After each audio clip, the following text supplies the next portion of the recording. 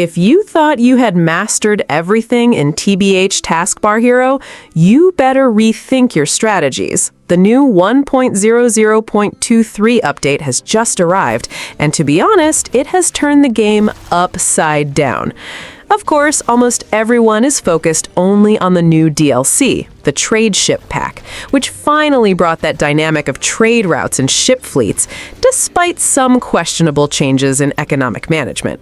While most players are distracted by this maritime expansion, I spent quite some time dissecting this new patch in practice and found things that could alter the game's meta. Today, I will show you the 10 crucial changes in this update that almost no one noticed, but that can completely transform how you play from now on. I'm Mary, and the video is about to start. One of the most important changes in this update is not flashy, but it will certainly impact many people. The DLC class exploit has finally been fixed. For a long time, there was a bug that allowed the use of paid classes like Hunter and Slayer without actually owning the content. It was something many people already knew, even if not everyone admitted it. The mechanism was simple. Upon reconnecting to the game, the system forgot to properly validate the DLC purchase, unlocking these classes as if they were free. This became quite a convenient loophole, especially for those who wanted to test or simply play without investing in paid content. Now, with this update, this type of access no longer works. With the fix, the game started validating purchases consistently, so only those who actually own the DLC will be able to use these classes. In practice, this change significantly changes the balance between players, because before, there was a mix of those who paid and those who were using the exploit.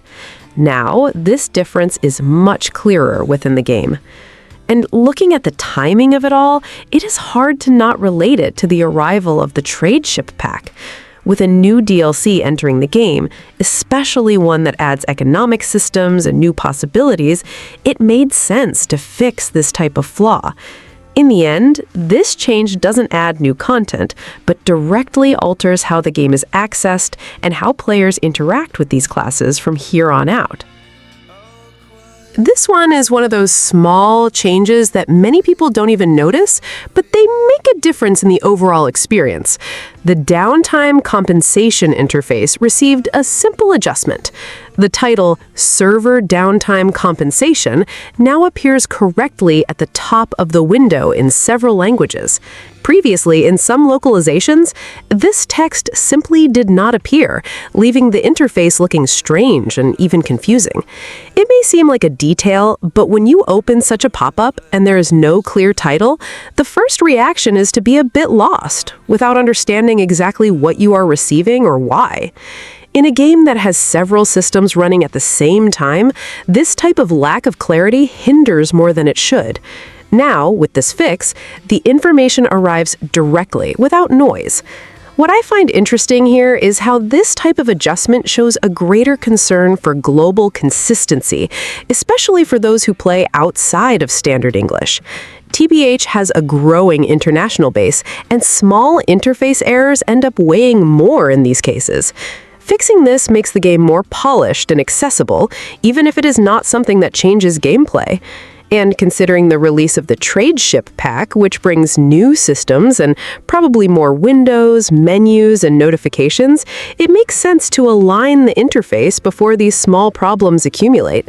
It is not a change that will stand out, but it is the type of improvement that little by little leaves the experience cleaner and less frustrating. This change here is simple, but in practice, it greatly improves the day-to-day experience within the game. The mailbox has now been divided into two tabs: General, where things like market items and recovered items are kept, and Reward, focused on rewards sent by the developers. Before, everything was mixed up, and depending on the amount of accumulated items, it became a mess where it was easy to lose something important. I have had several situations of opening the mail and scrolling around trying to find a specific reward amidst less relevant notifications. With this separation, that practically ceases to be a problem. You know exactly where to look without needing to mentally filter what matters and what doesn't at that moment. This type of organization seems basic, but it directly impacts the fluidity of the game. The less time you waste navigating menus, the more time you spend actually playing. And for those who play frequently, these small optimizations accumulate and make a difference in the long run. And looking at the trade ship pack, this becomes even more relevant. With new systems and possibly more rewards and notifications arriving, having an organized mailbox prevents the player from getting lost amidst so much information. It is not a flashy change, but it is clearly an improvement designed to support the growth of the game. This change here directly affects the game's progression, even if it seems like just a numerical adjustment. The level required to learn the offering recipe in the cube dropped from 20 to 10, which in practice significantly advances access to the system. Previously, this was somewhat stuck in a more advanced part of the progression, and not everyone got there quickly. Now, players who are still halfway there can start interacting with the offering much sooner. This creates space to test builds, optimize resources, and better understand how the system works without needing so many accumulated hours. It is the type of change that makes the game less rigid at the beginning and gives more freedom to experiment. At the same time, this can also accelerate the overall pace of progression.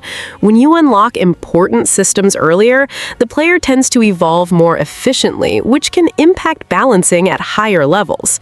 It is not necessarily something negative, but it changes how the game is consumed, especially by those who already know the mechanics. In the end, I see this as a clear attempt to make the game more accessible without oversimplifying it. Instead of removing complexity, they just anticipated when you start dealing with it. For those who are just arriving or still in that intermediate phase, this change should make quite a difference in how the game flows. This part of the update significantly affects the economic side of the game, especially for those who were already investing time in the trade ship and the market. It's not new content per se, but they are fixes that directly affect how the systems work on a daily basis, and anyone who has tried to sell a bugged item or deal with strange trade times knows how this could be somewhat inconsistent. One of the most important changes is that items purchased on the market now correctly carry the remaining untradeable time when you use them in synthesis or crafting. Before, this could generate somewhat broken or even confusing situations where the item's behavior did not follow a clear logic. Now it is more predictable, which is essential for those who play thinking about optimization. Another point that helps a lot is the correct display of the sale time when registering items. It may seem basic, but this directly impacts your decisions in the market. Knowing exactly how long your item will be listed avoids errors, avoids missed opportunities, and makes everything more transparent. And perhaps the most symbolic is the trade ship achievement finally working as it should. Many people had already met the requirements but did not receive the achievement, which always gives that feeling of stalled progress. With these fixes, the system as a whole becomes more reliable. It's not a flashy change, but it's the kind that makes it clear that now you can take the market and the trade ship more seriously without fighting the game. This change here is one of those that only those who play Hell Plus frequently really feel the weight of.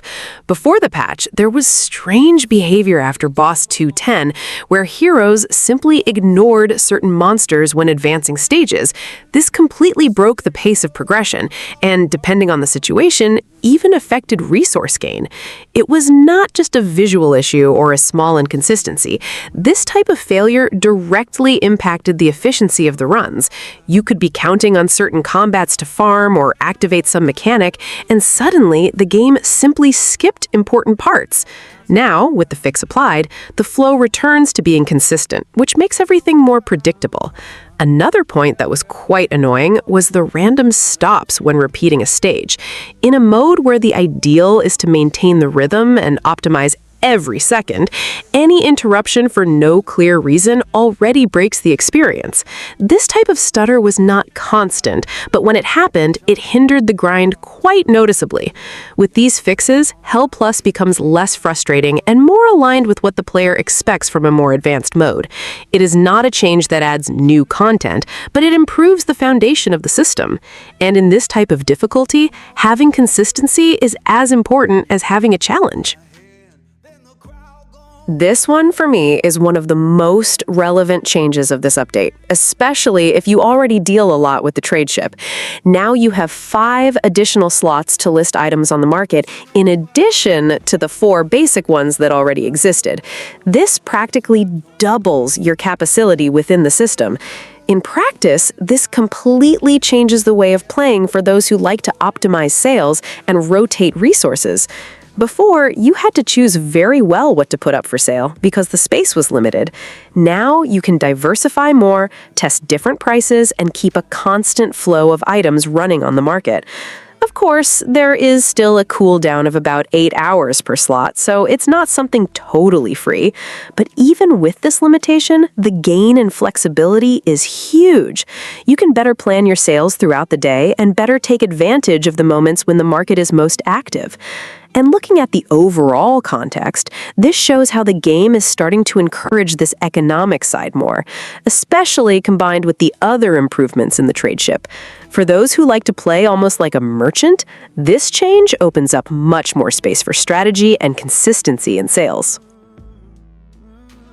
This change is almost a direct extension of the new trade ship slots, but the real impact appears when you start using this in your day-to-day. With more space to list items, trading becomes much more agile, especially for those who work with volume instead of just depending on rare items.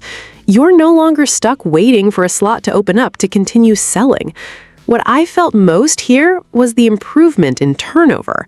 Previously, more common or niche items ended up being set aside because it simply wasn't worth occupying a limited space with them. Now, you can put everything to run at the same time and let the market work for you, which changes quite a bit the way of generating constant profit. Another curious detail is this activation process after purchase, which still requires restarting the game. It is not complicated, but it is the type of thing that can go unnoticed if you don't know. So if someone buys the slots and doesn't see a difference right away, they already know that they need to do that basic restart. Overall, this makes the market system more fluid and less restrictive. It doesn't transform the game on its own, but it removes a barrier that limited quite a bit those who really wanted to explore the economic side. Now you can play more strategically without fighting against a limit all the time. This part of the update is clearly a direct response to recent server problems. Players who were already registered before July 1st will receive compensation over 7 days, totaling 70 commemorative coins, in addition to some special Kingdom and Empire anniversary coins. It is not something linked to direct progression, but it still has its value depending on how you use these resources. I see this type of reward more as a gesture to keep the base active than necessarily compensating for everything that happened. For those who were truly impacted by the problems, it may seem like little, but at the same time, for those who already play frequently, it is a bonus that ends up helping, especially if these coins have utility in events or specific exchanges. The daily format is also interesting because it encourages the player to log into the game every day during this period. It is not just taking everything at once and that's it. You end up creating a small login commitment. This keeps the game active even after an unstable moment. It is not a change that directly alters gameplay, but it affects retention and community perception. Depending on how these coins are used, it can be just a detail or something that really helps in progress. It really depends on how each player views this type of compensation. This change marks another step in the attempt to stabilize the market system within the game. The Steam market has been reopened, but with some initial limitations, such as the 4 base slots and temporary restrictions for stronger items like Cosmic and Divine. In other words, it returned, but still under control. In practice, this shows that the system is still in the adjustment phase. They released access, but are clearly holding back the impact to avoid bigger problems, especially with high-value items that can unbalance the economy very quickly. For those who expected a total release, it may seem somewhat stuck, but it makes sense within this context.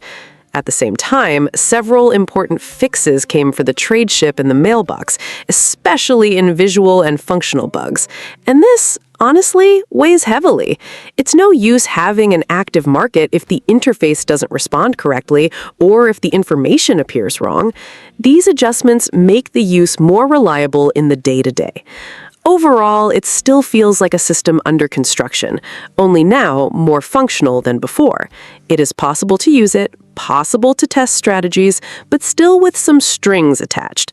The difference is that now you feel like you are playing with a market that works and not with something that can break at any moment.